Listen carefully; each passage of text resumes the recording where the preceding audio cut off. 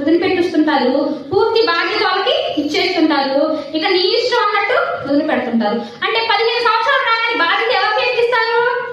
పిల్లలు చేతికిస్తారు. కానీ రాజైనా కూడా తన కుమారుడు ఏమని బోధిస్తుంది? చిన్న పిల్లవాడికి బోధించినట్టు బోధిస్తుంది. రాజయ్య ఉండి కూడా ఎలా వింటున్నాడు? చిన్న పిల్లవాడు వింటున్నట్టు వింటున్నాడు. రాజయ్య లెమియర్ గారు ఎలా వింటున్నాడు? రాజయ్య ఉండి కూడా తన తల్లి చెప్తుంటే చిన్న పిల్లవాడు వింటున్నట్టు వింటున్నాడు. అదే రీతిలో ఈరోజు కుటుంబాల్లో చెప్పండి, పిల్లలకి వింటారా? నాకు తెలియదా, నాకు తెలుసులే అంటారు. అంటే మనం పిల్లల్ని పెంచుకునే తీరును బట్టే మన మాటలు పిల్లలు వినాలి అంటే ముందు మనం ఎలా ఉండాలి?